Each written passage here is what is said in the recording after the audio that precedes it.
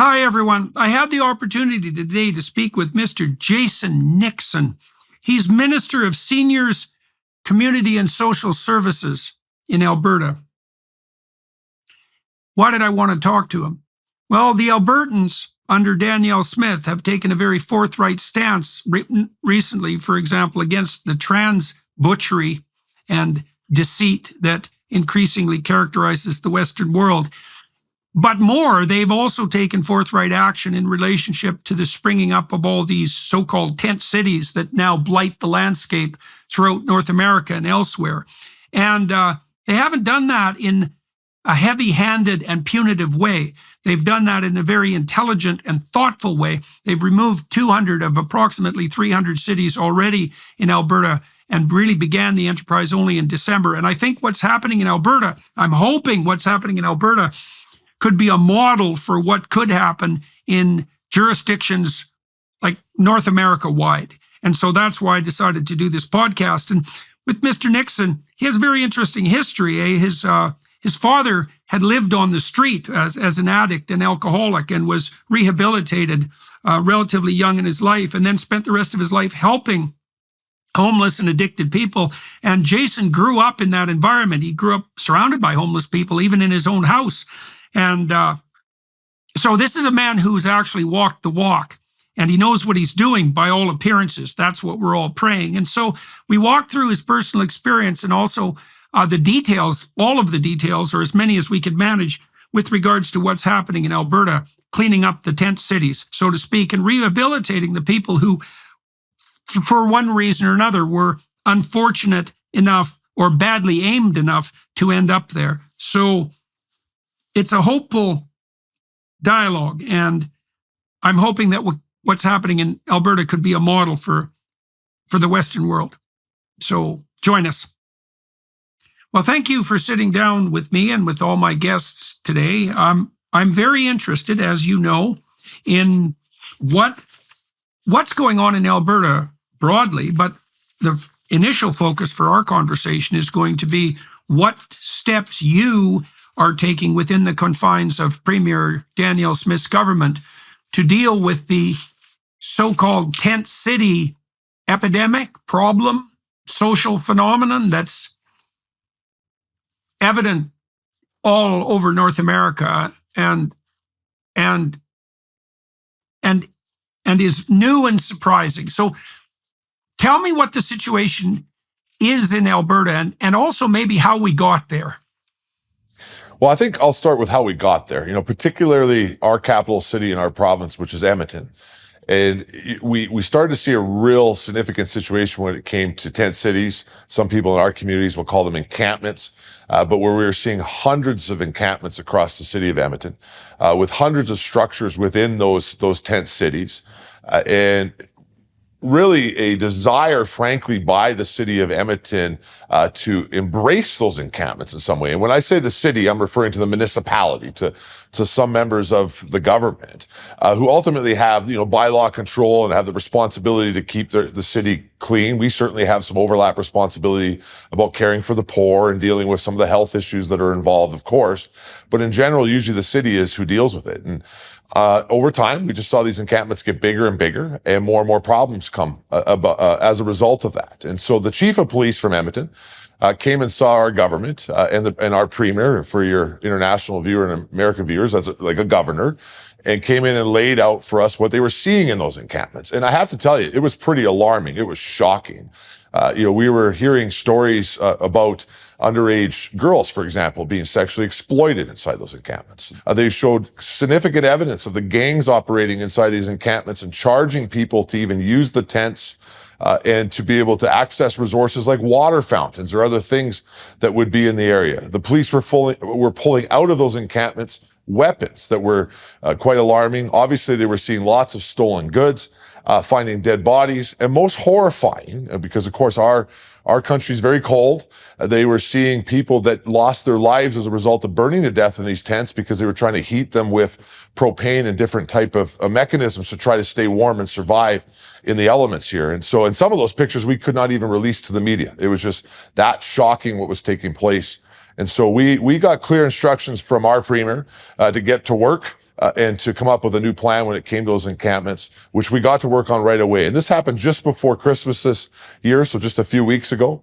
And as a result of that, we launched immediately a task force led by my ministerial department on social services side, but with support of a variety of departments. We put together what we've called the Navigation Center. So that's a structure within the city of Edmonton where we were able to bring all of the services together, everything from health to housing supports, income supports, prescriptions, even things as simple as giving people ID so that they could be able to move forward with their lives. And then we supported the police, and we went in and we started tearing down all those encampments.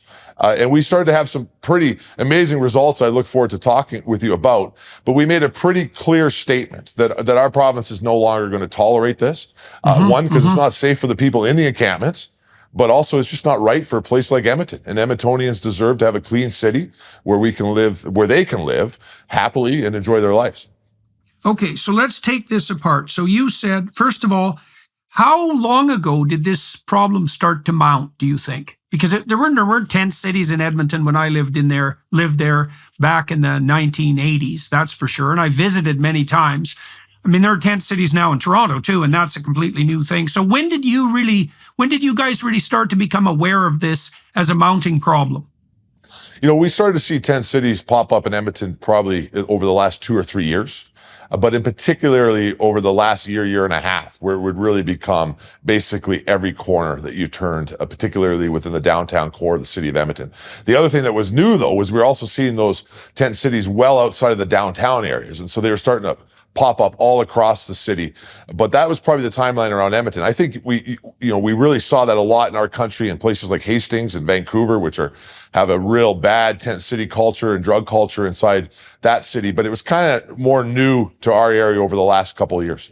Okay, so it's about 2 or 3 years now. You said that there were, in Edmonton alone, how many people live in Edmonton now? Just so everyone has a sense of its size.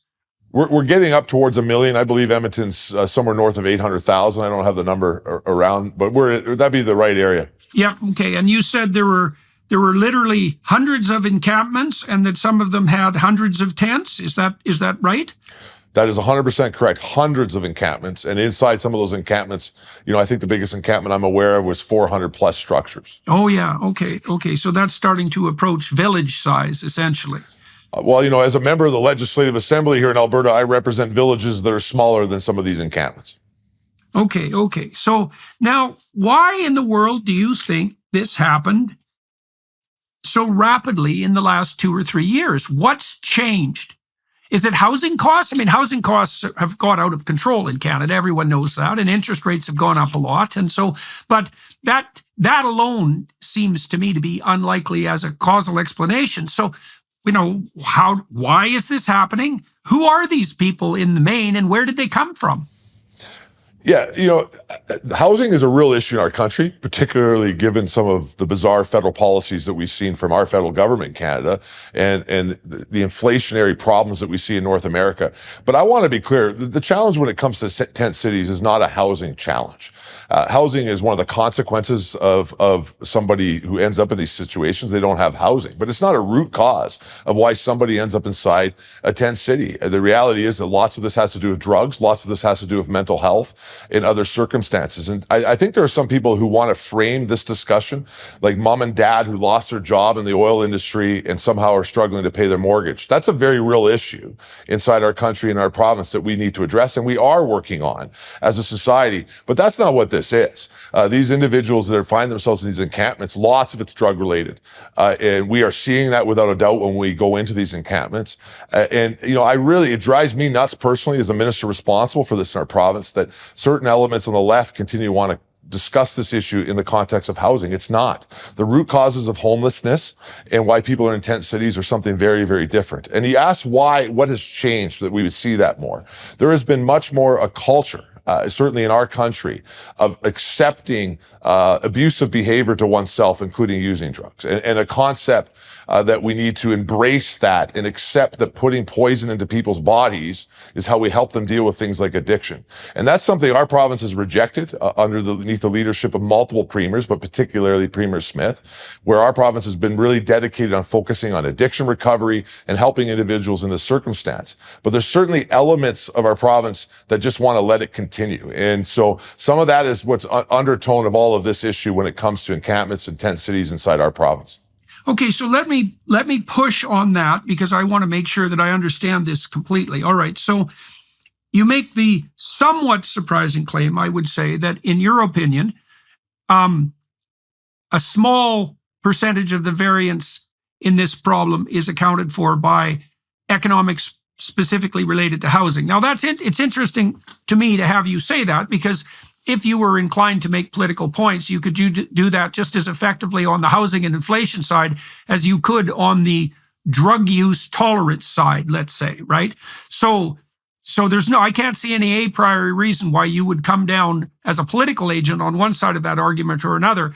But what is it that's made you so convinced that it is in fact a drug problem?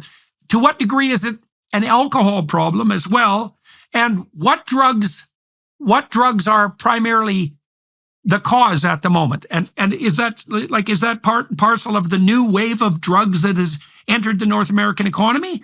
So, are you certain that it's drugs and alcohol? How much alcohol, how much drugs, which drugs? So again, I want to be very clear. I don't dispute that we have housing challenges. And you're right, I can make political statements on that alone that I think could be very clear. But that's a different issue. And why I'm so certain about that is because of what we're seeing from the individuals that we've now been able to successfully get out of these encampments into our social services process with supports around them. And the vast majority, I would say all, have some sort of mental health issue. And the vast majority are also facing addiction issues as a result. And we're seeing things like fentanyl, which is a major drug that is impacting all of our societies across North America and the world. We're seeing much more of that in our communities now. Methamphetamine is a real big issue inside our communities. There certainly is alcohol. But, and some of these drugs are changing. Fentanyl is a major drug that has been evolving on the streets. It has real serious fatal consequences to individuals involved. But that is what is taking place inside these tent cities. Often it's a place where individuals seem to be going to be doing drugs. So one other thing that we found out, I actually should point out, is that the vast majority of individuals that we're interacting with in these encampments afterwards are also using our emergency shelter system and other services in our province to be able to stay warm, to get food, to get other resources to be able to survive on the streets. But they're using those tent cities as a place to be able to score drugs, as a place to be able to use drugs. And that is the culture that is taking place in most of these tent cities. I'm not saying every person, but certainly the vast majority of who we interact with in these tent cities has got some sort of drug and or alcohol addiction. Oh, okay. So let's take that apart a little bit. So back in the early 70s, that's really when it started, there was a leftist anti-psychiatry and anti-institutionalization movement. It was driven in part by the kinds of concerns that were brought to light by movies such as One Flew Over the Cuckoo's Nest, which really was quite a genius movie and a great novel, and written by a psychiatric orderly who had seen plenty of abusive situations within institutions, to be clear. They were hardly places you would go for a picnic. But the leftist solution to that was to demonize the psychiatric profession and to deinstitutionalize. And the solution was to produce community alternatives that would help integrate these oppressed people who had been falsely diagnosed with mental illness by evil psychiatrists back into the community. Well, suffice it to say, those additional resources were never made available, not in any fundamental way. And many of the so-called mental illnesses those people had were actual illnesses and not figments of totalitarian psychiatrists' imagination. And so what deinstitutionalization really meant was that many mentally ill people ended up in prison. That was the fundamental, or on the streets. And so this homeless epidemic is a late stage consequence of the fact that we abandon our attempts to provide proper institutional care. So we'll get back to that. Now, you said that the vast majority of the people who are in these tent cities have a drug or multiple drug and alcohol problem, and that they are utilizing all sorts of other resources, but that they're using the tent cities in particular as a place to gather and get easy access to their illicit drugs. Now, obviously, if you're not naive out of your skull, that's an amazing opportunity for gangs, for drug peddling gangs, especially the ones that are peddling the hard and addictive drugs. And so, the problem with this hyper compassionate approach, these poor people, they need a place to live. They might as well move into the parks. Who are we to stop them from having a place to live? They're all economically challenged. Is that it belies the reality of the drug addiction problem that you described and the criminality that goes along with it. But there's something even worse. There's something even more nefarious about it. It completely eliminates the possibility that even if you brought a group of people who were suffering together in this unstructured manner, all you would do is invite the psychopathic gangs to come in and take control. Now, you said that's what's happened, that not only are these tent cities, so-called, places of massive drugs distribution, they're sources of ongoing revenue for not only for gangs, but for organized gangs. And so for like hardcore, multiple offense, dead set against the public order criminals to prey on people who are vulnerable, the addicted population, let's say, and to prey on them in a multitude of ways. You skipped over some very interesting details, like they're being charged to stay in the tents. Well, by who? It's not like anybody owns those tents or the land. Okay, they're being charged to get access to water. And then there's what, prostitution gangs? And if not prostitution gangs, what, open rape? Like, exactly what did you guys see when you started delving into this subculture produced by the toxically compassionate? So you're 100% right. And when I say gangs, I'm talking about very organized gangs, definitely organized crime. The police brought the government very clear evidence, which they have presented to the media, including photographic evidence of what is taking place inside these tent cities that show that the gangs have control within them and are certainly abusing vulnerable people as a result of that. It's obviously a place where they're selling drugs. It's obviously a place where people are getting access to things that they should not. But we also have received clear evidence that people are being charged even to get to water fountains, is a common thing that the police have brought to us. This for me personally was one of the things that I was just shocked that the media in my province did not cover as much as they should. Some of the early tent cities that they went into, the police came out with evidence of minor children being sexually exploited within these tent cities. That alone, for me, was enough that we needed to tear them all down. Full stop, completely unacceptable. So, and then the other thing that I should point out that the chief of the Edmonton Police Service really has done a good job of articulating for the media is how much stolen property in and of itself is being stored within these tent cities. I mean, they went to this one area where there was a mound of bicycles that were clearly stolen, that were bigger than me. And Jordan, I'm a real big guy. I'm about 6'8". Like, there's a big pile of stolen property.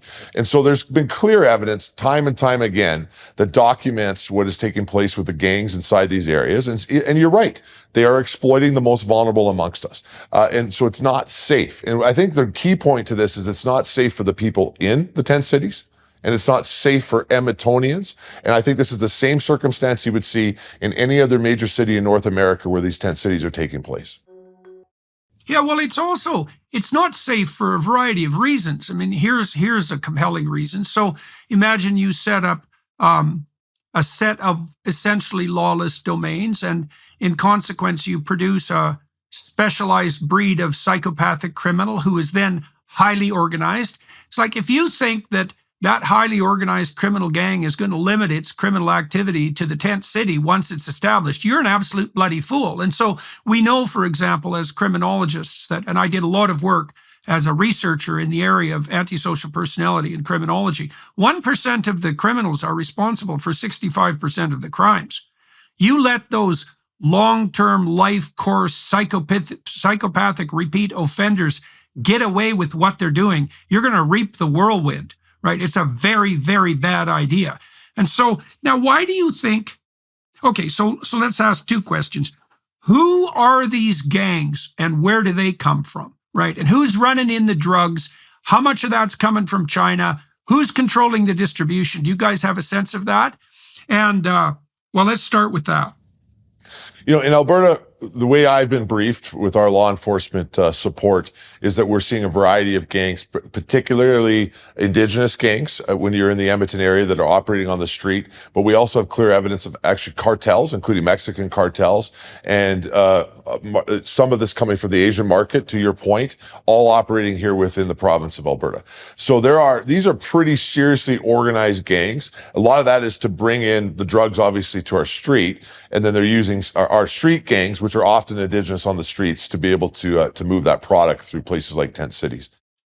Okay, so you made reference to the Mexican cartels. Let's start with the Mexican cartels and the Asian supply. Do you have any more details on either of those fronts? It's a lovely thing to imagine now that the Mexican cartels are operating not only in the southern U.S., but in Alberta itself. That's a real accomplishment on our part, I must say. And so Mexican cartels and Asian supply, I presume the Asian supply is mostly associated with fentanyl? Yes, that is correct. And the best person in our government to talk to about this is obviously our public safety minister, who's managing this closely and be the one giving us this information. Yeah, but we certainly have clear evidence of cartels bringing drugs, particularly across our southern border. And frankly, we're now starting to see inside our province where we're becoming an exporter of things like fentanyl. So some of the products are being brought up here to be made on our side of the line and then now brought back even down south, which is quite a new thing for the province of Alberta. But certainly, it explains some of the circumstances that we're seeing in our province.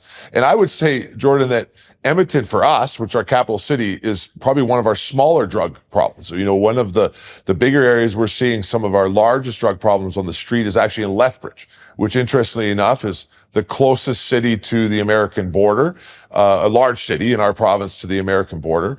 And really, I think is a proof point that some of that drugs is starting there because of what's taking place on the border, which is why we're seeing some of the most potent and deadly drugs inside the Lethbridge area as it works its way into the street culture. Right. So maybe I should also at some point talk to the public safety minister. So, okay. And then you mentioned indigenous gangs. Okay. So now when I lived in Alberta in the 1980s, now that's getting to be quite a long time ago, 40 years ago, there weren't organized indigenous street gangs, or if there were very few of them. I mean, Edmonton was a stunningly safe place with the exception of a few blocks downtown, which by, say, American standards were still relative. American downtown dangerous standards was still pretty civilized. Yeah. There was just not a problem. So what's shifted in Alberta, and what is the makeup and origin of these indigenous gangs? Well, I think what's shifted is the money in the drug markets, for sure would provide more ability for gangs to become more and more organized. And, the police have been out in our province very clearly establishing who these gangs are. And they're the ones who are giving me as a cabinet minister that information of what is taking place there. I mean, obviously, my job is to provide that social services support to individuals within these tent cities, but we're working closely with the police, who are the ones coming and briefing us about the dangers of gangs. And there is no doubt in the city of Edmonton, but also across our province, that we continue to see that organized gang element increasing. My personal view is, and I think the police would agree with me, that a lot of that is being driven obviously by drugs. And, as I think I used to work in a homeless shelter. I grew up in a homeless shelter. My father is the founder of one of the largest homeless shelters and organizations that work with the poor in Western Canada here in Calgary, called the Mustard Seed. And we did not see anything like this type of drug activity even 15 years ago. We would never have imagined a spot where we would see individuals working within shelters seeing multiple overdoses a day, and sometimes multiple fatalities in a week inside their facilities.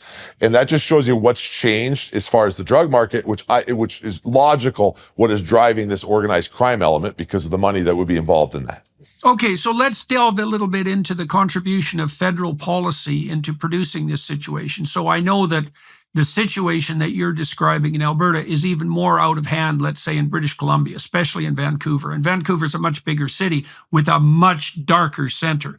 I mean, Vancouver had some downtown places that were like seriously bad 40 years ago. And that's certainly spreading on the Western coast. Now, my understanding is that Canada at the federal level in some ways took a page from some of the European countries that were experimenting with decriminalizing drug use.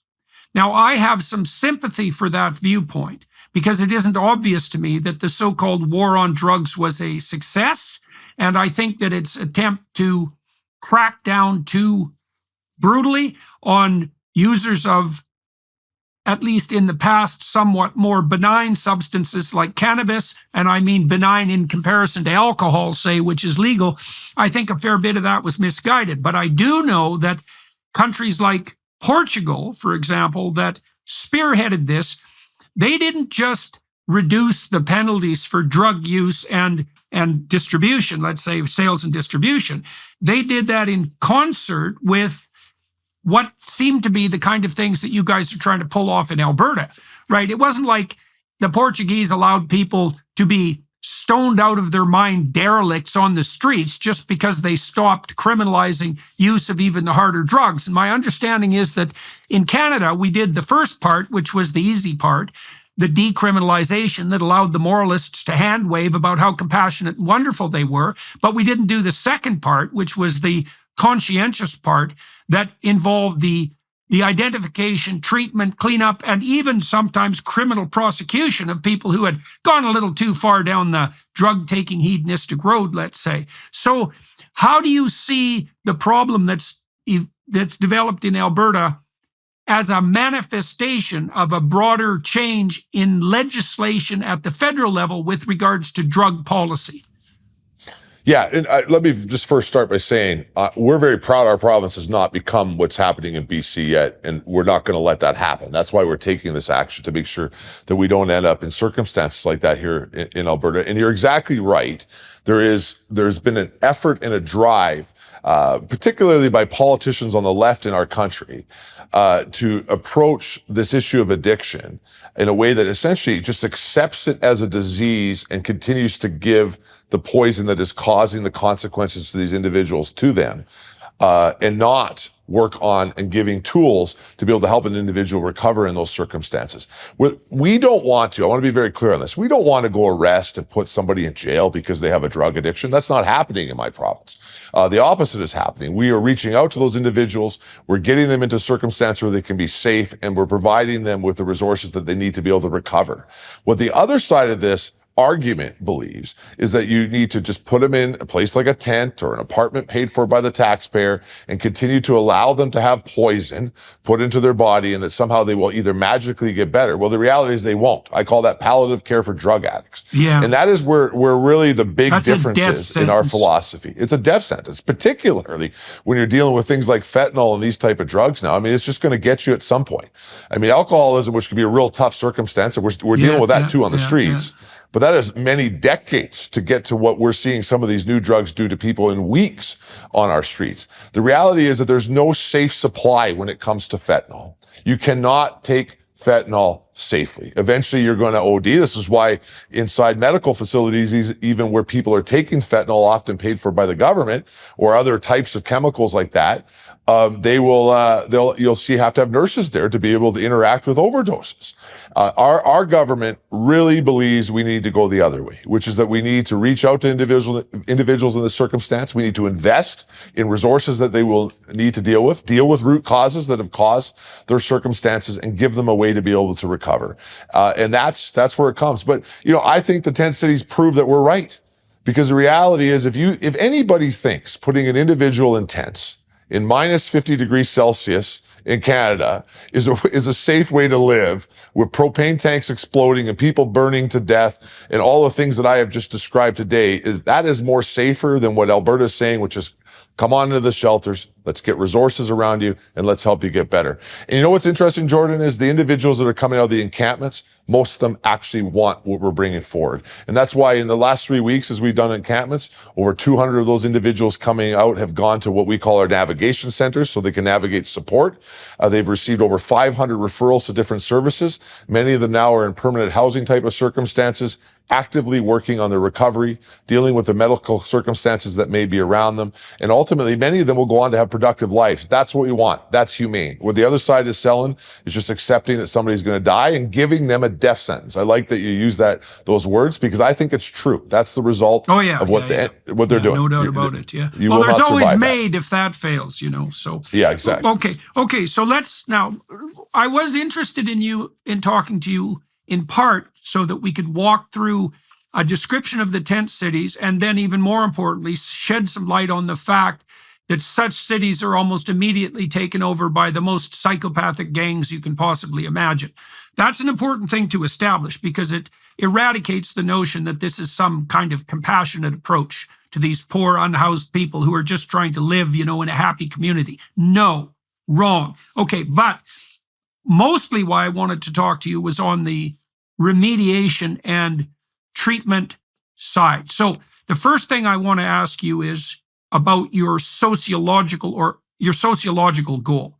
Now, you implied at the beginning of this conversation that there aren't going to be any more tent cities in Alberta. Now, is that the goal? Like to return to 30 years ago, say, where there weren't tent cities. That just didn't happen. There's the odd person under a bridge. There's the odd homeless person. It was very, very rare. There certainly weren't communities of homeless people. So is your government's goal to attain that end? And if so, how far along are you and what's your timeline? So yes, our goal is to make sure that we are not seeing dangerous tent cities inside our cities. I can't outright say that we would ever be able to fully eliminate, tent cities could pop up at any time, but that we would stop in the future this being the management tool to help with this population, and instead that we would invest in proper resources. And most importantly, what our government's doing that I think is courageous is that we're actually stepping in as a subnational government to support a municipal police force to take down those encampments. And we're going to do that for two different reasons. One is to help the individuals which I'll get to in a minute, the individuals that are in those encampments. But second, to help our citizens who live in places like Edmonton. Edmontonians don't deserve to have this in their community anymore. They deserve to be able to walk down the streets and feel safe. The last 3 weeks as we tore down encampments, Jordan, our team with the city of Edmonton collected 129 tons of garbage out of these tent cities alone, including 3,000 needles. So it just shows you what is taking place inside those tent cities and how dangerous it is to the rest of the community. But we want to go one step further. We want to then make sure these individuals receive full wraparound supports and the best opportunities that they can to overcome the situation that they find themselves in. Okay, we're not delusional. Okay, we do realize there's still going to be homeless people, but we don't believe it should be this many. Okay, so we'll go to the treatment of individuals in a moment. So I want to flesh out the sociological element a bit more first. So first of all, I'd like to ask you, one of the things that's happening in Toronto is that the tent cities increasingly occupy public spaces. And I think that's utterly inexcusable because I don't believe that the municipality, for example, has a right to either take away parks from people, including children who use those parks more than any other people and need them, especially in the cities. They certainly don't have the right to take those away. They don't have the right to take them away and award them to other people who don't own them and haven't purchased them and have no contractual right to them whatsoever. And they also don't have the right to fail to protect those parks. And so tell me where you saw the tent cities emerging and what that meant just in terms of occupation of land for the people, say, in the surrounding neighborhoods. So I've seen tent cities emerge in many different type of locations within the city, but you're right. Most often it ends up inside the green spaces in the city. And I know you know Edmonton, so the beautiful river valley of the North Saskatchewan River that flows right through that city, you would see tent cities all through that area. And well, that's the areas where people go and jog and they ride their bikes on the weekend. They take their dogs for a walk, and it's part of, wanting to live in the city and being able to get outside within that area that you call home. You see the same thing in Calgary along their beautiful Bow River that flows through that city. That's often where you would see tent cities pop up. I've also heard horror stories, particularly in the city of Lethbridge, which I mentioned has a really tough drug problem right now, of families trying to take their children out inside playgrounds in local community parks and them ended up being sometimes punctured by needles or other things that are happening because the tent cities that have occupied that little park, that, you know, it may not be as big of a tent city as we sometimes see in Edmonton. It may only be 4 or 5 instead of hundreds, but it's inside that area where children are playing. So you're right. It takes away from, people being able to enjoy the city and that green space that they have. And, in Banff National Park inside our province, for some of your American viewers, very similar to Yellowstone, a pretty beautiful place. I like it. I can't just take my tent and set it up anywhere I want and start living and causing trouble for everybody else who wants to be able to come and enjoy the park. It's a silly argument for anybody in municipal politics to say that this is the right thing to do for their constituents, is to allow something like this beautiful green spaces to be wrecked for the people that they represent. Okay, so now you touched on a couple of other things there too that are interesting. So I know that, surprisingly enough, Alberta is a relatively conservative province. Until relatively recently, it was mostly a rural province. It has the reputation, and I would say it's deserved to some degree, of being something approximating the Texas of Canada. And yet, what I see happening from the outside, and please correct me if I'm getting this wrong, is that increasingly there is a standoff in Alberta of sorts between radical leftist municipal governments and the more conservative provincial government. And that I think that's particularly manifest in Calgary, secondarily manifest in Edmonton, and then I don't know enough about Lethbridge to comment. So tell me to what degree this situation has been set up, not only as a consequence of idiotic federal policies that are virtue signaling and spineless, and also not in the least compassionate nor productive. None of that. Not accomplishing the ends that the policies themselves were designed in principle to accomplish. There's a federal component to this, but then there's also a municipal component. And one of the things I've observed happening in Canada and in the United States, but really in Canada, is that the radical leftist, faux compassionate, narcissistic types have seized control of the smaller elements of the governmental institutions, including municipal governments. So I know that you have to step somewhat carefully, given your position in Alberta, in relationship to such a discussion. But, we did allow for some criticism of the federal government and its relationship with the province. Well, there's no reason not to do the same thing on the other side. What's the situation with the municipalities? And then, there's a segue in there, because you also mentioned that there's a strange cooperation between the provincial government and the municipal police on this front, which is quite strange, right? Because it means that the province is going around the municipal governments directly to the police. That's a strange. So can you flesh that out for me so I can understand it more thoroughly? Yeah. Well, let me start with the police. So, in our structure, something like the Edmonton Police would answer to a police commission. So while they are a municipal funded organization, also funded by the province to a certain amount, the chief of police answers to a police commission, not to city council. And that puts the chief in an interesting spot. And when we have somebody like the chief of police of Edmonton come to us and say, I'm dealing with a crisis, I think I need you guys' support. This is an emergency situation. The cool part about my province is our government's prepared to jump in, even if it's a little bit unorthodox, because we know we need to support that important law enforcement agency. And you're right, there is some interesting dynamics there. That would be the Edmonton Police Service. And I think some of those dynamics are probably more that the municipal council has to navigate more than us, because we just want to get to work and be able to help people. I will say this, that we're happy to work with every municipal government. We recognize that they're elected. That is our job as a province, and we will do so.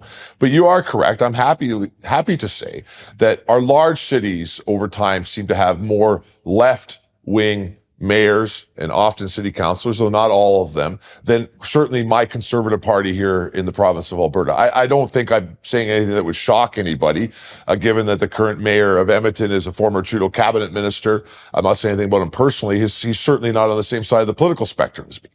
And I think what's happened over time is, if they're on that side and that's their ideology on that side of the political spectrum, certainly they're going to start to believe in some of these ideas, which is that, somehow you can magically help somebody get better by giving them the poison that's killing them over and over.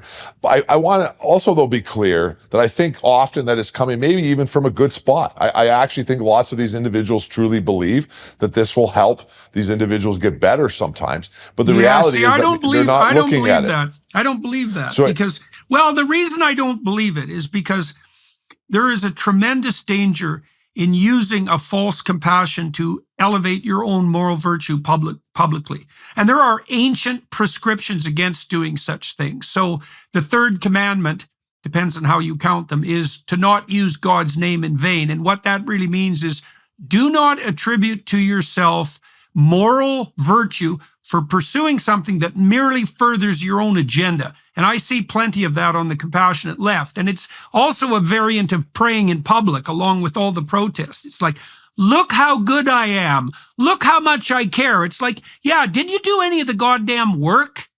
Like, have you ever worked?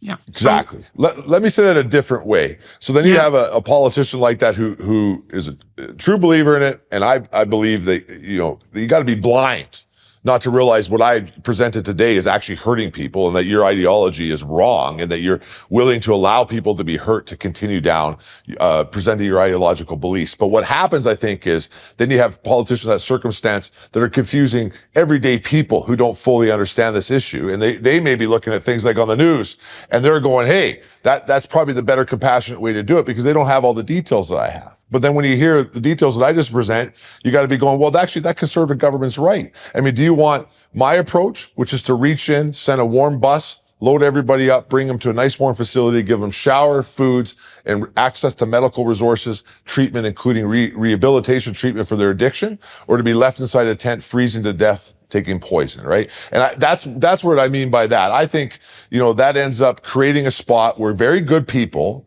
then end up supporting this approach because they don't, they're everyday people. They're working. They just watch this on the news and they go, hey, well, that maybe makes sense. And they don't understand that in the end, they're ended up supporting an ideology that's actually killing people. Yeah, no, look, I agree. I think that's exactly why I wanted to do this podcast. And now I think we should get to the nitty gritty, which is not that all of this was irrelevant, but the real relevant issue here is, what the hell are you doing that's going to work? So let me give a preamble to this. So for everyone watching and listening, there's a concatenation of two major problems here. The first problem is that antisocial behavior and drug use overlap. And so why is that a problem? Well, the first problem is there is nothing in the psychological literature that's more intractable to treatment once it's established than antisocial/criminal behavior. And there's absolutely no indication in the clinical literature that it can be ameliorated. So, for example, the standard penological doctrine of well-versed criminologists is that if you have a truly repeat offender who has an antisocial history stemming back into like early teenagehood or even before in the form of bullying and violent behavior as a child, the best thing to do with them, since no treatment works, is basically to incarcerate them till they burn out in their late 20s. And people can shrug their shoulders and get squawky about that and bitch about it all they want. But I would have been thrilled if I would have gone through the research literature and found any exceptions to that absolutely dismal prognostication in the 30 years I've analyzed the literature and have been unable to do so. It's very, very, very, very difficult to treat antisocial behavior. Okay, then you add the next layer of complication, which is difficult as it is to treat antisocial behavior. It's perhaps equally difficult to treat drug and alcohol addiction. Alcohol often being primary among the problems that are difficult to treat. There's no evidence whatsoever, generally speaking, that residential treatment centers, for example, have any beneficial long-term effect. They do function to get people off alcohol while they're in the centers, but almost invariably what happens is that when you put the people treated back into their old environment, they instantly relapse. Now, this is not to say that no one ever recovers, because most people do, in fact, straighten back up, but it isn't obvious at all how treatment can do that. So that puts policy people like you in a really tough bind, because you're dealing with a population that's very, very, very hard to serve. And so the first thing I would like to know, you talked about these uni-service centers. So I would like to know just what does it mean to offer people treatment? How do you tear down these tent cities exactly? Like, what are the nuts and bolts involved in that? The process. What do you do? Do you go in there and just tell me how you clean up the cities, and then tell me how it is that people are directed into treatment. And then we'll get into the worst problem of does it actually work? So I'll start with how we're dealing with it. And now Edmonton's where we're piloting this approach, and I think we're going to mimic it elsewhere in our province because we are pretty excited about the results. But let me tell you what we do first. So obviously my social services team at the Ministry of Social Services is in contact with the police. The police inform us that the encampment is coming down, and they deal with the law enforcement side of that. So deal with any elements that they may encounter in there that obviously need to be arrested, warrant issues that are taking place. They handle law enforcement, but we're there. So they move in? So they make a decision.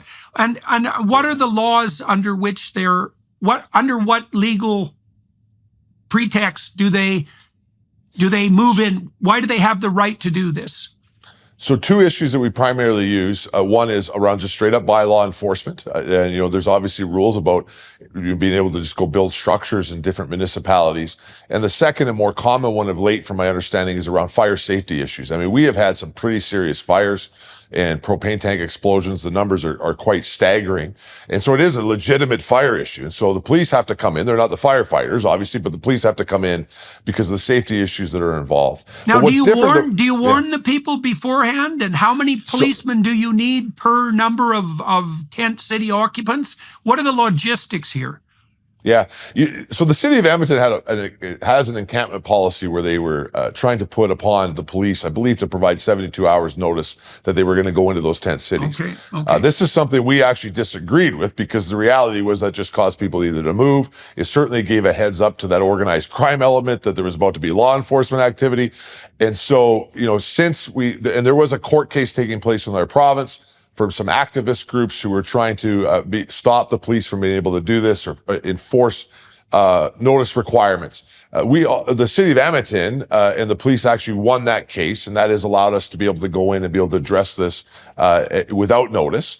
And so what happens is, obviously, we're notified. We arrive with the police, and when I say we, I mean social workers and our team that are designed to support the police. They work closely with them. The police secure the area. They deal with their end of it. But at that point, we have a warm bus right there, ready to go. Everybody is offered an opportunity to be able to go to what we call our navigation center. Okay, that's everybody, so that you offer that to everybody in the camp. And what's the biggest camp that you guys have managed to take on at a time? Well, I think the biggest camp that I've heard of would be 350 structures since we started this process. Interestingly enough, though, you would only find probably a few dozen people actually within that tent city when we arrived. I see. Okay, so you're looking at numbers under 100 when you're moving usually, in, and you're okay. So that's what, 5 or 6 buses, 4 or 5 buses, something like that. Yeah, it would depend on the circumstance. Obviously, there'd be police intelligence, and our team would be given a rough idea of what they think is going to be coming. While we're arriving on scene, they're radioing back to that navigation center. They're saying, "Here's how many people we think we have coming in."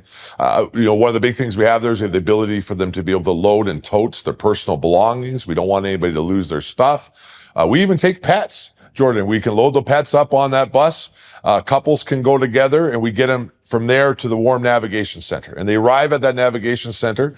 There's showers available right away. There's food, coffee, things that people may need. Obviously, it's a warm location. We also have shelter beds there for, sometimes people need to dry out or something that may take place. Obviously, there could be medical circumstances that need to be addressed. Obviously, anybody who would need a hospital, of course, we would use paramedics. We would get them immediately to emergency. But beyond that, everything else can be handled in that navigation center. And so when you get there, you interact with our staff, and then there's multiple different stations throughout it, which I'll talk about. And the genius, I think, of what we've done here is we brought, instead of trying to take this person from, these tent cities all over the city to all these different services. We brought all the nonprofits, all the government services together in one spot to come around that individual. And so they'll arrive and they can get full medicals. There's our medical teams for the street that can deal with that. Access to prescriptions. One of the most interesting things that you find that a lot of individuals in this circumstance need is ID. They don't have ID no more. So we have our ministerial colleagues over in Service Alberta who handle ID in our province. They're there right on site. They can give temporary ID immediately to these individuals, and then we can get their permanent ID ordered, all the pictures. They obviously have access then to income supports, be able to register for things that they may be entitled to that they did not know, and then ultimately towards things like temporary housing, emergency housing, and eventually permanent housing resources so they can interact with those individuals. And of course, access to drug recovery programs, which we can talk about in a moment. But that is all happening in that one location. And so we've been at this for about 3 weeks. We've seen, well over 200 individuals come out of those tent cities and actively participate in this process. We referred to over 500 different services, and we've been pretty impressed with the results of that. Now, that may seem like a small number, but given what we've been working on, this is kind of a real micro area that we're working on. But we think it's been so successful that we're getting ready to bring this right into our actual emergency homeless shelters, which are thousands of individuals, and into other areas where our social services system interacts with the same type of clientele. And again, with the goal of saying, how do we help you stop the circumstances that you're in and move forward? I also want to stress that we talked a lot about drugs today, but there's a lot of mental health issues that are taking place, including schizophrenia and some real challenges, right? These are very serious mental health issues. And by being able to come in, and we have our Alberta Health Services right around us, again, pharmacist support, we can really get some really needed things around those individuals to start to have a good conversation about what a more successful and healthy life might look like. Going online without ExpressVPN is like burden. Okay, so I got a couple of questions there, and some procedural. I want to discuss some procedural issues too. Okay, so the first issue is I'm trying to imagine what it's like for someone in a tent encampment to be, let's say, displaced in that manner. And you can imagine two stories. One is that people are pretty damn pissed off that the cops have showed up and are now, tearing down their structures. But a counter story might be they're actually kind of relieved to be on a warm bus going somewhere that's actually warm, where they can have a shower and get something to eat, etc. And so, what's your sense of how the tent city inhabitants themselves are responding to this intervention by government authorities and police? So the vast majority of the individuals that we've interacted with that are actually in the tent cities that would then come into our services, obviously if the police have had to arrest a gang member or something like that, they're probably not that thrilled that we're here. But the individuals that we're trying to get there to help, they react very positively. The biggest protesters that we've seen, or others who are trying to interfere with this process, are not people staying inside the tent cities. They're often members of the official opposition in our province, which is the NDP, which is a socialist party within our province, or other activist groups who certainly have never spent one night on the street and are there trying to bang on a drum that has nothing to do with what we're talking about. And they're just trying to use these vulnerable people to be able to, accelerate their agenda, which is very disappointing. I've seen some police body camera footage of these individuals throwing snowballs at the police while they're trying to go and interact and deal with the situation in the encampments. But the vulnerable people in general have been pretty excited once they realize what opportunities they have. And I've been there to interact at this navigation center with them, and have also heard from my staff. And the most common reaction is, I had no idea that these resources were available. And they are quite interested in it. Now, obviously, everybody's at a different stage that may be taking place there. But certainly, I think you get to a nice warm bed, you can have a warm shower. You probably start to ask questions about whether or not you want to continue to sleep inside that tent in minus 50 degrees Celsius, or if this is a better option.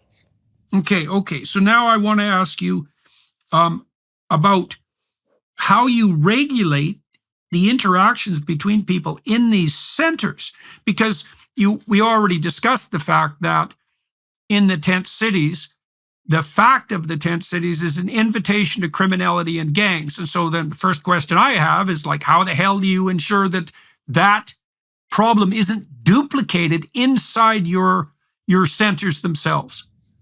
So it's a very important question, and I will answer it. But I also want to emphasize that what we see on that, for lack of a better words on that left side of the spectrum when they argue about us taking down these tent cities is they often say, well, your shelters are just as dangerous.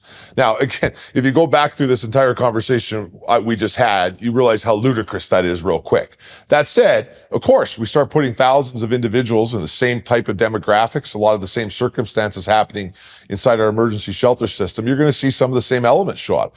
And we for sure have seen gangs operating within our emergency shelter systems. We are obviously managing overdoses and drug issues and those type of circumstances.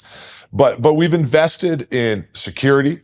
We are working closely with our local police services who really support us and our often nonprofit emergency shelter providers to be able to navigate through those issues. We've also upped security to be able to make sure that people's stuff is safe.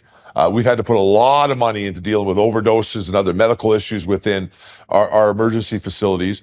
And while anywhere, as you know, Jordan, in society, where we start to gather that many people together, there's going to be elements of trouble. It is certainly significantly less than what we're seeing inside tent cities, and we're definitely using tools to be able to mitigate those circumstances. Okay. So now I'm going to ask you some questions more on the psychological and treatment front. As I said, I spent a lot of time looking into the viability of treatment processes that are widely distributable and effective, and on the psychological front, and with regard to addiction counseling and the treatment of various forms of mental disorder. And they're few and far between effective treatments. So I want to ask you a couple of questions. The first is, have you guys given some consideration to the maximum size of your facilities? Because my suspicions are that the smaller you keep those centralized centers, the less trouble you're going to have with their spiraling into criminal activity and gangs, and the more welcoming you'll be able to make them for people who are being taken off the street. So that's the first question. What have you seen, and are you tracking the data pertaining to the size of the initial treatment facilities?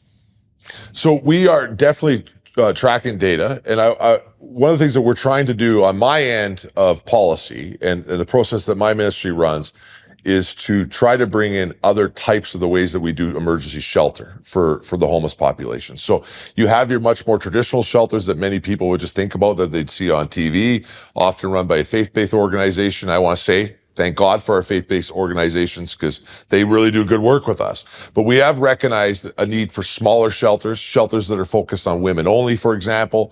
In our society, in our province, shelters that are Indigenous focused with Indigenous leadership right on site to be able to work on that. We've opened up Indigenous-only shelters, women-only shelters inside our province supported by the government, and we're seeing success by getting that smaller and being able to work with different demographics more focused.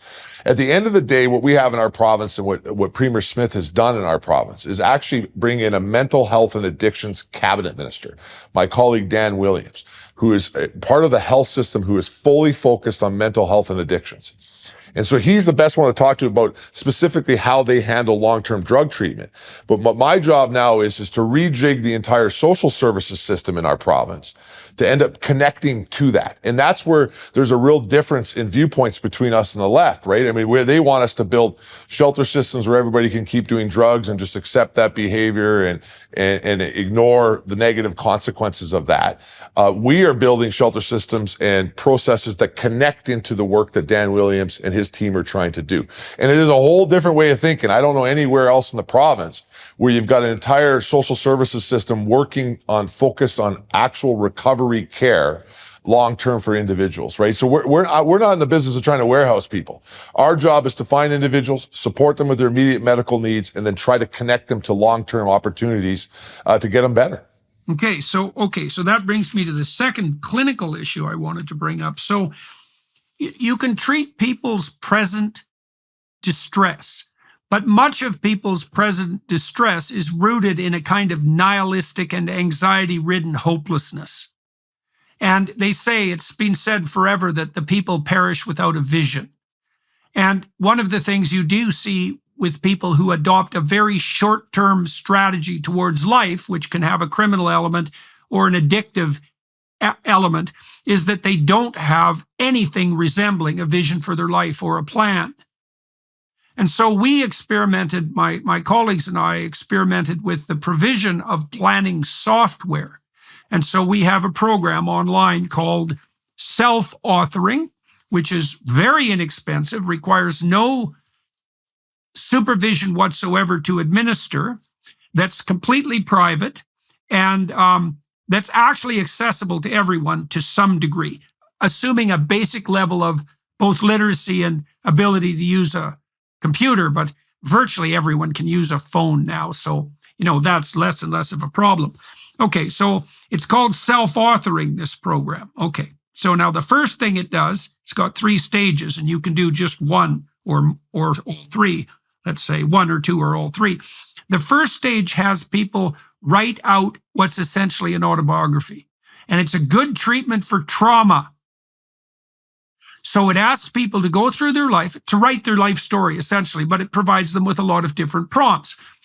Break your life into 6 epochs. Describe the major positive and negative events. Then it walks you through an analysis of those events. And so what that tries to do is to situate people in relationship to their past and bring them up to the present. Okay, so this is where I came from. These are the events that shaped me. And this is where I am now. Okay, so that's the past authoring. Now, the present authoring helps people assess their faults and their virtues.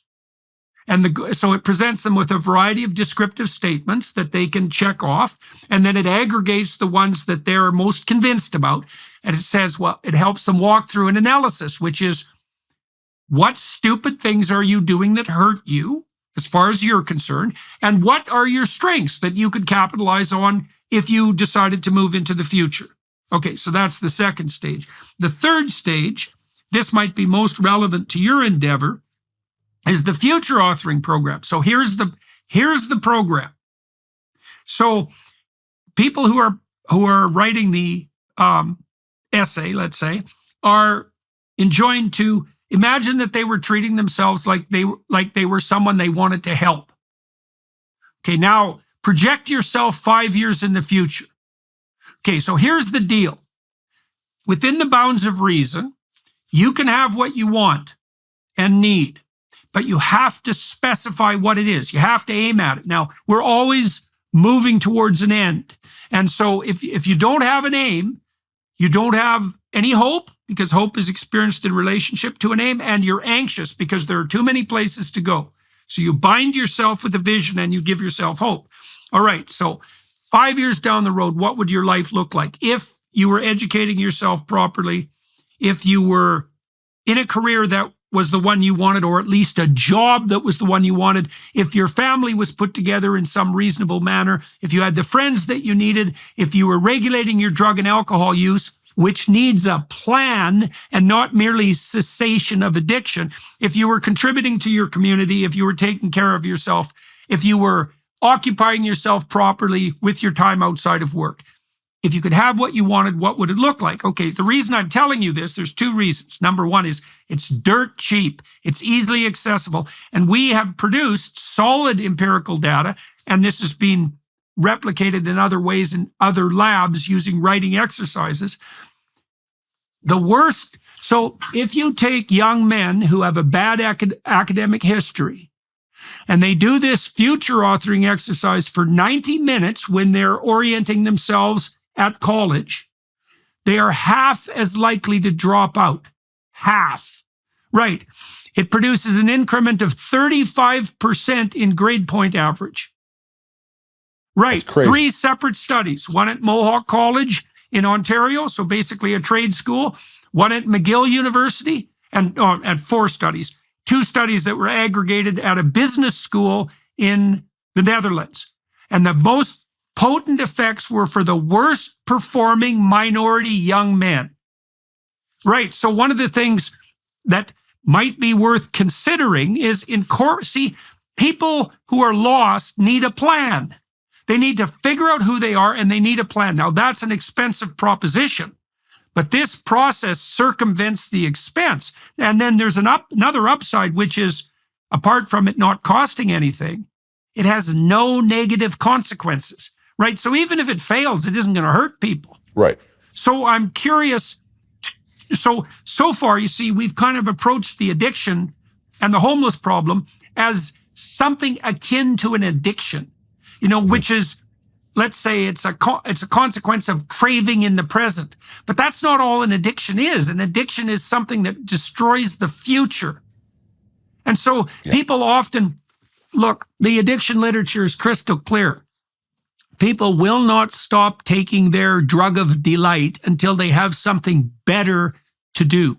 So young men, for example, are very much likely to abuse alcohol with some regularity. Most of them quit around 24, 25, something like that, when they take on like a full-time job and adopt some adult responsibilities. But until then, they think, well, it's entertaining to drink myself into the ground 3 nights a week. And many of them do. But as soon as there's something better to do, they quit. Now, if you don't have anything, we even saw this with rats. So, for example, you cannot get rats that are integrated into a social environment addicted to cocaine. Yeah, I know the study well. Yeah, right. If you isolate them and put them alone in a box, they'll take cocaine in preference to everything else. Okay, so I'm wondering, have you guys integrated anything like what would you say? A process that helps people generate a concrete plan into the treatments that you're offering? So how it's taking place in Alberta is because we have our mental health and addiction ministry. They're bringing forward, I'm going to talk a little bit about what they're doing, recovery programs. And you're right. I mean, I used to do this for a living before I was in politics. So I follow a lot what you're saying here, Jordan, and about, having to get that community together. Obviously, you got to deal with the immediate issues that somebody's dealing with, maybe immediate trauma. There could be some pretty significant mental health issues. You start going down the road of schizophrenia, as you know, we're going down a different type of path. But in general, you got to get community around people. You got to deal with their immediate issues, show them a path forward. You're right, goal setting, and off you go. I would say another one that I've learned over time was also showing people there's other ways to be able to have fun appropriately. That's definitely, right? Definitely. There's other ways to do and to be able to go forward like that. And so when you get into Minister Williams' department after you leave our services, and if you're focused on recovery, they do something called recovery capital. It's one of the first things they do. They start a process with an individual to understand what their recovery capital is. And so that talks about the assets they have, where they're at, what they have access to. And obviously, the drug side of things that I'm dealing with right there in the homeless population would be some of the toughest addiction issues that Minister Williams' department will have to deal with. I mean, this is not a functioning alcoholic. This is individuals who are living in a tent, right? And they're in very different circumstances. So they'll have lower recovery capital, but that means there's going to be more that needs to be done to get them to recovery. But certainly they put together that process. What's different though in Alberta is we're committed to that process. And so if you see other provinces or other jurisdictions in the world, they want to go to a different process. They want to go to put them in an apartment paid for by a taxpayer, let them do drugs till they pass away. That's essentially what it comes down to. Go in there and say, you know what, you've got this disease called addiction. There's basically nothing that can be done. We just want to support you and make you comfortable. Alberta, we don't believe that. We believe that individuals can recover. We believe the science is there. It's hard work. You're correct. But our job now in our social services sector under the leadership of Premier Smith is to build a system that bridges into these recovery programs that are being built by our colleagues in mental health and addiction. And then the next part is really important, that we have a system on the other end of those recovery programs. Because you're correct, they go into something like an addiction treatment, they get the tools to deal with their addiction, set long-term goals, get through that process, and then you come out. And what happens too often is you come out there and you just end up relapsing because there's nothing that's built around it. Oh, virtually certain, yeah. Yeah. And so we're really focused on both ends of it. We want to build a social services system that brings people into active recovery, support obviously our colleagues who are doing the recovery, and then be there on the other end as you come out of recovery. Post-housing, post-support. And that's going to look very different for different people. I mean, particularly if you're dealing with different trauma, different circumstances. But in our province, we don't want to accept that you're going to be in palliative care for drug addicts. We want to get you to where you can get the help. We want to get you the help. And then we want to support you as you go on with the rest of your life. And when we've done that, we're seeing people have very successful lives. Jordan, you can beat addiction. And there's some more complications now with the different drugs we're seeing and what it's doing to brain chemistry. And, it makes some of this more challenging. But the reality is we do not accept in Alberta that if you're addicted to a drug, that this is a fatal disease. And our job is we are rejigging our social services system to make sure that we are all focused on that when it comes to drug addiction. Okay, so I'm gonna double down on this again because it's such a crucial problem and it's so difficult to solve. So I knew this woman named Joan McCord, Dr. Joan McCord, and she was one of the first female PhD criminologists. And I know her when she was quite an elderly woman, and she had taught at Temple University for years, and she was a pioneer in the field. And she did this study in a place called Somersville in Massachusetts, and back in the late 30s. And it was the first large-scale social intervention program to address, what would you say, to ameliorate the circumstances of children in neighborhoods where antisocial personality and criminality and addiction were a likely consequence of the disarray in that environment. Okay, so they set up, on paper, the intervention looked wonderful. There were literacy programs for the children. There were parenting programs for the parents. There were social skills programs for the children. They tried to offer them the resources they needed to be successful in a way that you would expect intelligent people to offer those resources. And they went above and beyond the call of duty, you might say. They took all the kids out of Somerville and took them to summer camps out of the city for 2 weeks a year, to give them some immersion in nature and a chance to get away. And everyone loved the program. The kids loved it. The parents loved it. The teachers who were involved loved it. The social services types and the psychologists, et cetera, who were involved, they thought this was a bang up.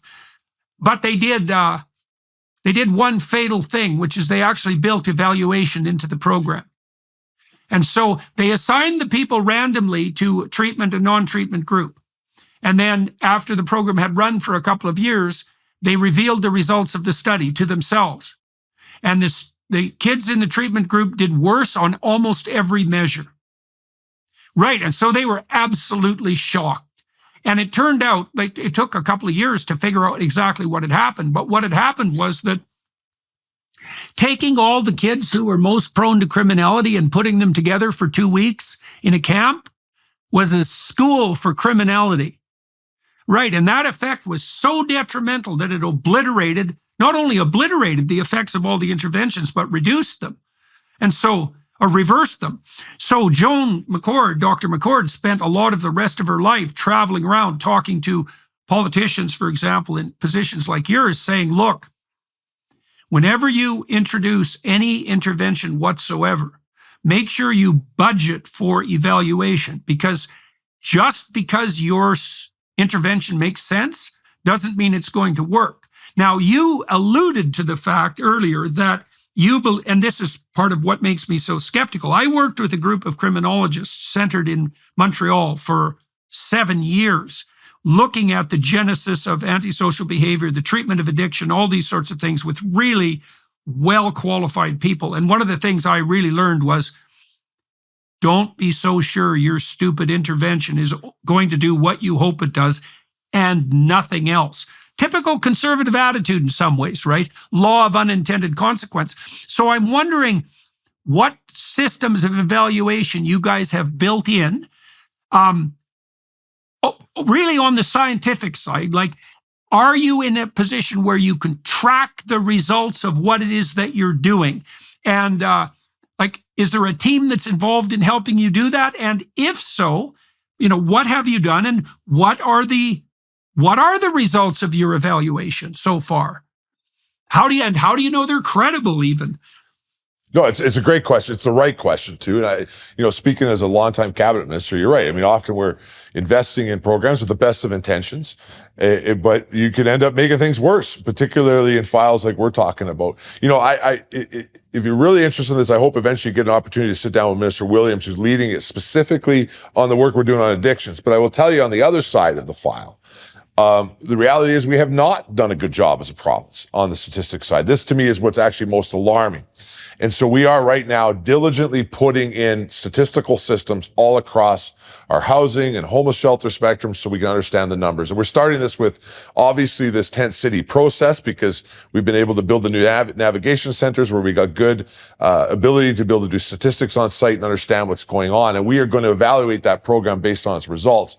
But one step further we've done underneath Premier Smith is we are putting in evaluation programs across our entire social services system on results, particularly on results when it comes to actually recovery. And that could be beyond just addictions. That could be, in the case we're working on individuals who are obviously on our welfare programs. What that would look like is, well, how many people within these programs are ending up back at work? You're asking us for an investment of millions of dollars for work placements. Well, the proof is how many people are coming off the rolls every year. And so if you're coming back up to me as the minister and saying, I need this many more $1 million a year, above population growth, well, clearly, why am I investing in your employment programs, right? And so, there's been a lot of good programs like that in my big ministry that I think are worth looking at, but we are not going to allow it to continue without clear assessments based on results. And, we're about at 6-7 months into that process as a department since I took over this ministry. And I really believe over the next few years, we'll see much more ability to answer that question. But you're 100% correct. I would say one of the things I've learned in my time in this file is that we actually can't answer that question with credibility. Now, of course, we have to keep helping people. We can't stop, we're not going to let people freeze to death, and we're not going to let children live on the streets, and we have to deal with these issues. But if we want results, we got to lay out the target, we got to set the goals, and we got to hold the people that we're funding accountable as a taxpayer based on results. And so that's not just people in beds. It's how you're getting them out of the beds. It's how you're ending up making sure that they don't end up having to be in the system no more, because I think that's what everybody wants. Yeah. Well, that's a very, very tricky problem. So, I worked for your department Was that in right? 1984. Well, let me tell you that story because it's germane to what we're discussing. So I had just graduated from the University of Alberta with my undergraduate psychology degree, and I worked for social services in the summer, helping them design an evaluation program for daycare. Oh, And really? yeah. And so I was an intern there for 4 months, and I got to know the assistant deputy minister. We got along quite nicely, and she liked me, and I worked hard. And then they hired me for a whole year as an independent consultant. And so then I worked on developing the evaluation system for the daycare programs in Alberta for a year. But there was something else I did at the same time, because she gave me a side job, which was a very comical job, I'll tell you, because the year before, Deloitte had been commissioned by the province to do a comprehensive evaluation of the social services provision. And so Deloitte charged the provincial government some rate that you can well imagine would be commensurate with what consulting services like Deloitte charge. And they produced a bunch of numbers about what was spent and what the effects were and so forth that were hypothetically measurements. And then my boss at the time said, could you update these numbers? And I thought, well, that's a pretty funny request because I'm not Deloitte, but I could give it a shot. And so I did that over a few months. And the first thing I found out was that none of those numbers were real. So for example, social services couldn't answer a basic question. This is one of the questions she wanted answered. I think her name was Melanie Hotz, if I remember correctly. Yeah, and she was a very sharp lady, this woman. And one question she wanted answered was, what percentage of what the Department of Social Services spends ends up in the hands of the beneficiaries? And so the basic question was, well, does social services spend 95% of its money supporting social service bureaucrats and 5% on the delivery of direct services? And the answer was, well, here's a number, but no one has any idea whatsoever if that number is accurate. So I updated this report at, believe me, a fraction of the cost that Deloitte had charged, and with a hell of a lot more accuracy and number. But it was a shock to me. I was only about 20 at the time, something like that, 84, 22. And I was shocked about two things. I was shocked, first, that I was hired to do that. Second, that I could do it better than Deloitte. And third, that the whole bloody department was blind.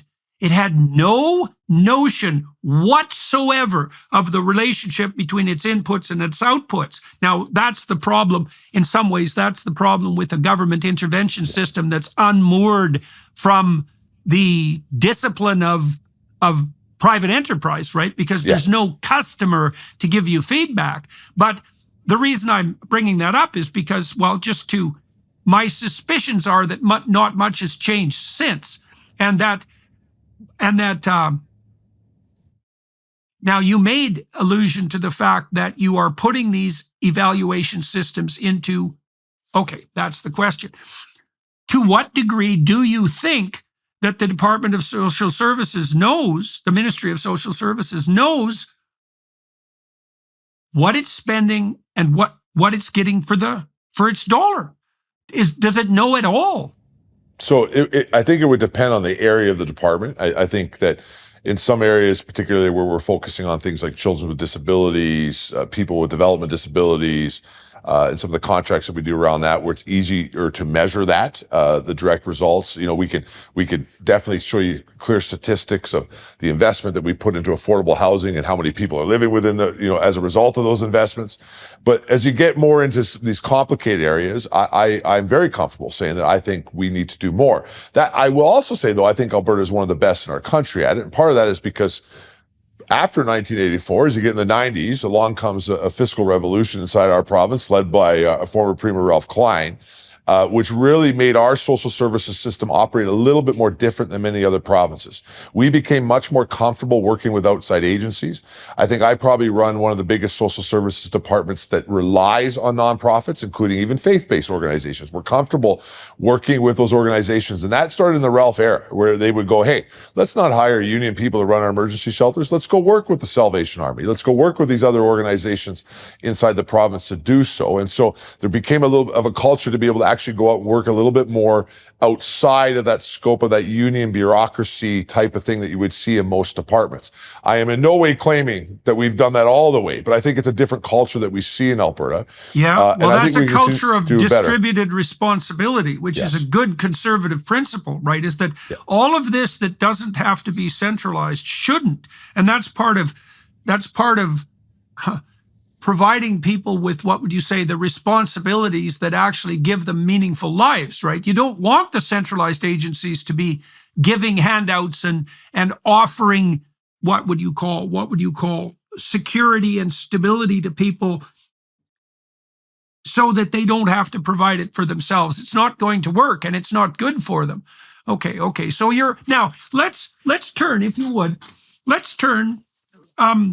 to a bit of a broader issue.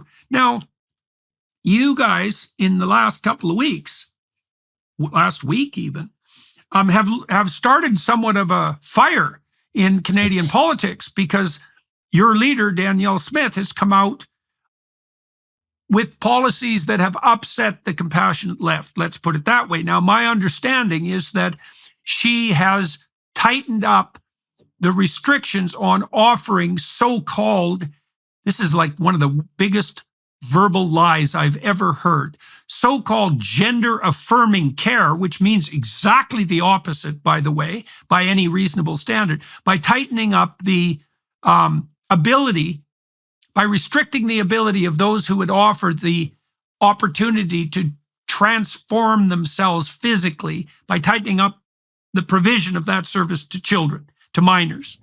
Now, that's caused quite the outcry, not least among Justin Trudeau's minions and faux compassionate butchers, to put it bluntly.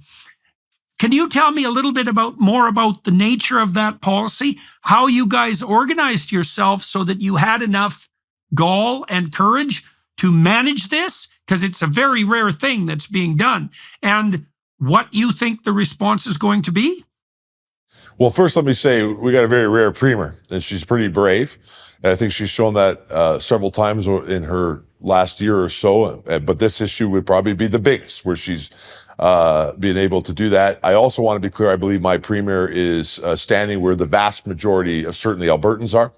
And where the vast majority of, I think, Canadians are, and probably beyond that. But certainly the people that we work for, which is Albertans, the vast majority agree, particularly my constituents.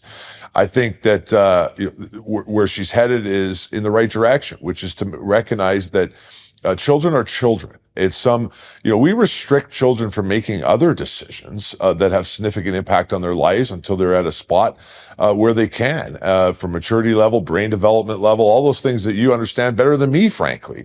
But, we tell our kids when they could drink, for example, in our provinces. I mean, we determine when those things could take place. And I don't think that anybody that is thinking about this in a reasonable way finds it at all that bizarre that we would do the same for something as drastic as changing one's body permanently when they are below the age of 18. I mean, this is a thing that a 12 or 13-year-old should not be put in a spot to do yet. It doesn't make any sense.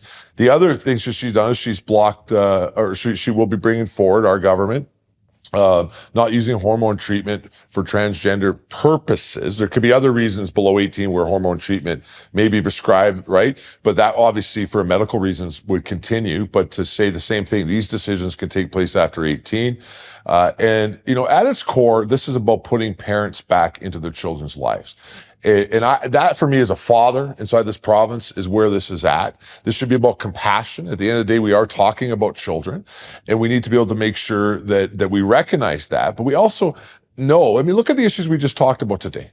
Lots of those individuals, I don't think would ever come into counseling or any other process and say, geez, I wish my parents spent less time with me. I wish my parents were less involved. That's just not true. It's going to be the opposite way. And so making sure that we connect children with parents and let parents lead this process with their children is the right thing to do. Now, I will recognize, because what you're going to hear from people who are upset is say, well, some children will get hurt. There are bad parents. Sadly, there is. We've seen parents kill their children at times. But the reality is that you don't disconnect all the children from the good parents to deal with that minority situation where there's bad parents. We need to work through our children's services system. We need to protect children for sure. And we need to interact in circumstances where children may not be being cared for properly. But that you don't do that by taking away children from their good parents, from the good parents. It doesn't make any sense at all. Of course, it's just crazy. Well, of course there's bad parents. Yeah. There's going to be a minority of psychopaths, but there's going to be just as many psychopaths among the social workers. So, that's just not a good argument. That's why that argument makes me so mad. Well, it's an absolutely idiotic argument, and it's driven by an underlying notion that the state has the right to reconstruct humanity itself in the name of some utopian vision, right? There's no excuse for it. It's appalling. What are exactly, in detail, to the degree that you can provide them, what changed with Premier Smith's new legislation in terms of restrictions? Like, what exactly did she restrict, and how are those restrictions on these mutilating and sterilizing procedures, to be quite frank? What are the restrictions that are now in place on those procedures? So I think probably comes down to three main areas. Four if we can talk about sport in a minute, but three main areas. First is that parents in our province will have to be informed if their child is trying to talk about things like changing pronouns or these type of informed by schools? Correct. That can't be held back from parents. Parents need to know what is taking place with their children. So that's one. Yeah. Second is to ban any underage surgeries that would change either top or bottom, is often how we've expressed that, surgeries that would change somebody's body. And then lastly was stopping hormonal treatments for the purpose of transition below for minor children. Okay, great. So now is that already instantiated in legislation? That's already happened? Or it has not happened. It's been announced that that's what we're going to do. So that's what the Premier did. She went out, she made very clear where we're going. This is our intention, and that we will be coming forward shortly with legislation to make that happen. Okay, so one of the things I would recommend, by the way, and I know this is gratuitous advice, but it might be useful, don't use top and bottom. That's a euphemism put forward by the psychopathic predators who are pushing this agenda. It's castration and mastectomy. Right. Got it. And use the blunt terms, because it's not cutesy top and bottom. not in bit. There's nothing about what is being done on the surgical front that's the least bit cutesy. Yeah, and that you're right to make clear that is taking a child's body and permanently changing it, removing parts or adding parts for individuals that we actually at this moment would not even allow to make a decision to drink in a bar. Right, exactly. Yes, adding pseudo parts. Yeah. Malfunctioning, experimental pseudo parts. Right.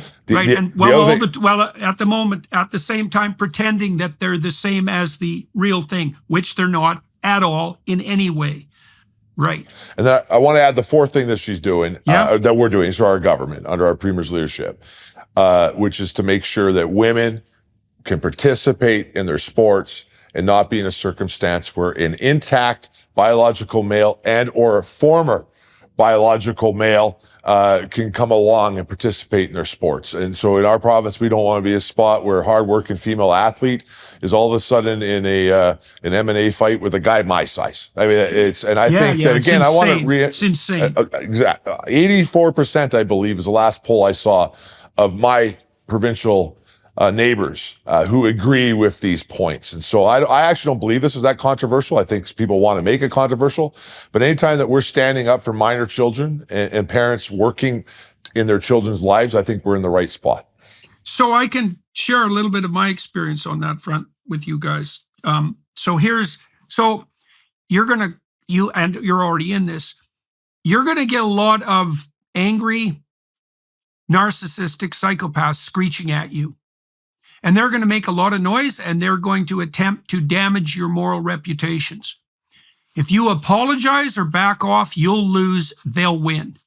If you hold your course, it'll be real intense for about a month, and then everything will shift radically in your favor, and you'll be seen as pioneers. If you can just tolerate that intermediary period of boiling oil, the sorts of epithets that Trudeau and his demented dimwits are hurling your way, you're going to come out of this. You're going to come out of this as the most forward-looking, amongst the most forward-looking political leaders, not only in Canada, but in North America. And you could make a big bloody difference all across the continent and maybe in the West more broadly. So I would say all the noise you're generating, that's a sign that you've hit the target very squarely. I agree with you. And I can assure you that the Premier and her cabinet are 100% dedicated to protect. This is about protecting kids in our mind. And that if we can't do that as leaders, we have no business being in these jobs. And so we're very comfortable. We're going to stay the course. We're going to protect the children of Alberta, and we're going to continue to make sure this is the best province in our country to live in. Okay, so one final question. What proportion of the 10 cities do you think you've dealt with already, and how fast do you think this process is going to roll out? So we've got a little over 200 of these 10 cities down already. I think the last report I saw is we got about another 78 to go. Now, what's going to happen now? We're going to start to see them try to pop back up again. So there's going to be another round where we're going to go in there. And this is one of the reasons why we're not playing around with notice. This is not acceptable in our cities. And we will move quickly to support the police to take down the next round. And eventually people will learn that's what's going to take place. And then I think you'll see two things happen. You'll probably see some of this pressure move into our underground transit systems, and we're going to move the same way there. We're going to say that's not going to be acceptable here. We're going to use the same process. We're going to support the police to get people to supports. And then I suspect what will happen is we'll probably start to see some pop-ups just for nights, and then they move. And at that point, we've had success with permanent tent cities, and then we'll reevaluate where we go next. And so we're very dedicated to this. My boss, Premier Smith, has told me this must be done. And when she tells me something's going to be done, it's going to be done. All right. Well, it sounds like the next person from your government that I could talk to and should, perhaps, if he'd be willing, is Minister Williams. Yes, and we could set that up. And I know he's a big fan and would be excited to do it. In fact, he's probably a little irritated with me that I got to go first. So if you get him up, he'll be excited. All right. Well, I think we should definitely set that up. And then we should probably also do another podcast with the minister responsible for higher education, because we could have a very fun conversation about that too. I would like to watch that one. So Yeah. any way I can help get that connected, Well, let's I'm do happy that. to do it. Let's do Okay. both of those. Let's do both of those. Okay. I thought this went very well. And so thank you very much for your time today and for answering all my impertinent questions and for walking through all of this in detail. I'm hoping that Alberta can provide a model for the rehabilitation of these tent cities across North America, because people really don't know what to do, and you guys have a pretty comprehensive plan. Now, it's reasonable to be skeptical about it because you're dealing with a hard problem.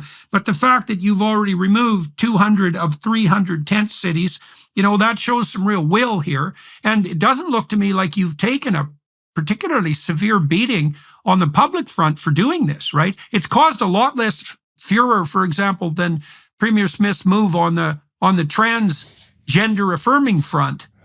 It certainly has been quieter. I will tell you, it's exactly what you said. We got hit real hard the first couple of days as we announced it. It was really loud. Yeah. And we just stayed the course because we knew we were doing the right thing. And both the chief of police in Edmonton and myself have received more positive correspondence on this than any other issue I've done in my 10 years in government. There you go. That's the advantage of doing the long-term right thing. Yeah. Like, people will swing around behind you if you can withstand that initial trial by fire. All of these things, they're great opportunities, right? Because if you can see a serious problem and you can offer a solution, then, you've actually done your job. And wouldn't that be a wonderful thing? Yep, exactly. More of us should probably do it. Yeah, well, we should also set up a talk with the Minister of Energy, because I can help with all that. Let's do that, because Danielle also offered, announced when I was in Alberta with Carlson and with Lord Conrad Black that Alberta is planning to double its gas and oil production. And that's a real slap in the face to Stephen Guilbeault. And he's certainly an individual who richly deserves at least one.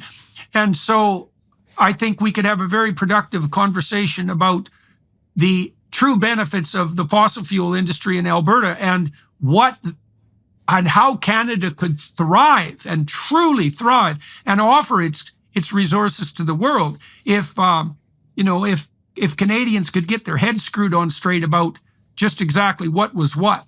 And so let's do all of those. That would be good. I will. My guys are in the room with me here right now, so we'll note them all. We'll connect them with your people. I spent 3 years as Minister of Environment in Alberta, so Guilbeault was one of my counterparts. We won't get into that today, but I've got a few stories, and this is not a friend of this province. Oh, that's for sure.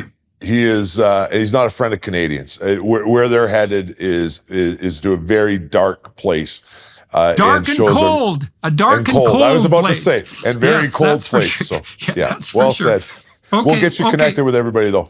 Okay. So for everybody watching and listening, you'll know, if you've attended other podcasts, that I'm going to take another half an hour with my guest on the Daily Wire Plus side, and we're going to talk about the genesis of his political career, and I would say also his hopes for the future, because I'd like to know about that and the conservative vision in Alberta for the future. And so if you'd be inclined to join us for the additional half an hour behind the Daily Wire paywall, you'd be more than welcome to do that. And you could throw a little support the Daily Wire Plus way, which I would also recommend, because they are at minimum a bastion of the free speech that is becoming increasingly difficult to come by in our society, and that is threatened more and more on platforms like YouTube, which still has the good graces to offer the sorts of things that we're discussing today. So join us there, and thank you very much, sir.